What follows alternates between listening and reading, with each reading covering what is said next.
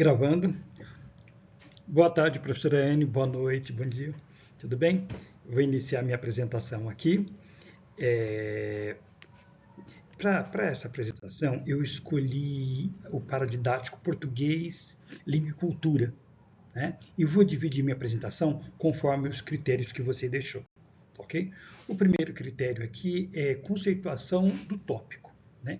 O Faraco ele não chama de pós-modernismo, ele usa o termo literatura contemporânea. Lá no livro está escrito assim, vida literária contemporânea. Né? Para esse momento da literatura, ele defende a ideia de que nós não temos grandes projetos estéticos, né? Como já havia dito, como já havia alertado Perrone Moisés.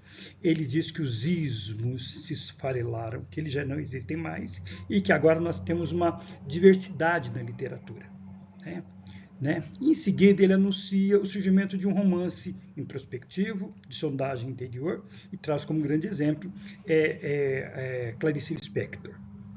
Isso ele fez no volume 2.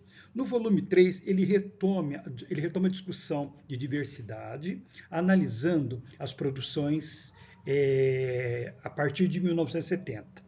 Né? E ele explica que essa diversidade ela se deve ao nível de complexidade que a sociedade brasileira atingiu, né? Que isso só pode se encontrar, que a literatura só pode encontrar expressão artística na simultaneidade dos múltiplos projetos estéticos. Né? E como exemplo dessa diversidade, ele traz na poesia Adelaide Prado e Fabrício Capinejar, né? Os contos de Dalton Trevisan e Marçal Aquino, e os romances de Milton Ratum e Rubem Fonseca. Na escolha e apresentação dos textos, como é que ela faz? No volume 2, ela traz um trecho de Perto do Coração Selvagem, da Clarice Lispector, né?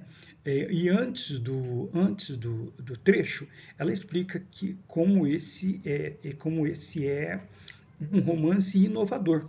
Né? Por que ele é inovador?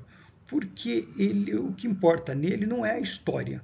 O que mais importa nele é a corrente da consciência, o labirinto da memória, a ruminação interior dos acontecimentos, dos mais tênues movimentos da vida, próprio de Clarice Lispector. Isso é bem Clarice Lispector.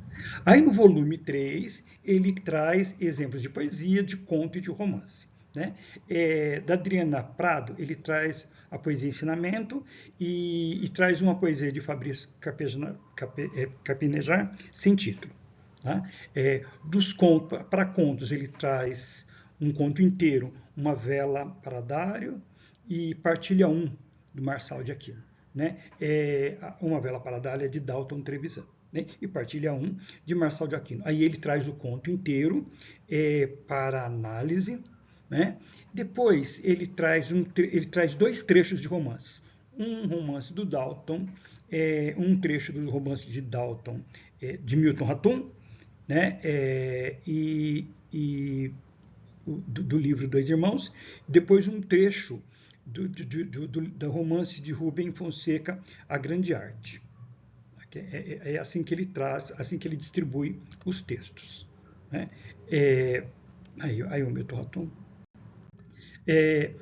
Como que ele faz com as atividades aqui? Aqui eu achei um tanto estranho do Faraco. Né? Ele propõe interpretações e análise de texto, né, com 2 ou 3 perguntas, né, aquele denomina estudo de texto, mas isso só para os contos. Só para os contos ele faz isso. Para os romances, ele não propõe atividade nenhuma e sugere leitura de outros livros que se relacionam de alguma forma com esses, com os livros, com os romances citados. Né? E para as poesias não tem simplesmente nada, somente as poesias. Tá? E quanto à diagramação do conteúdo do livro, esse livro ele tem muitos textos, poucas ilustrações, né? Ele destaca ali a bibliografia dos escritores e os exercícios com alguns retângulos coloridos, né? E ao lado de cada texto ele traz algumas figuras distorcidas. É este meu trabalho, espero que você tenha gostado.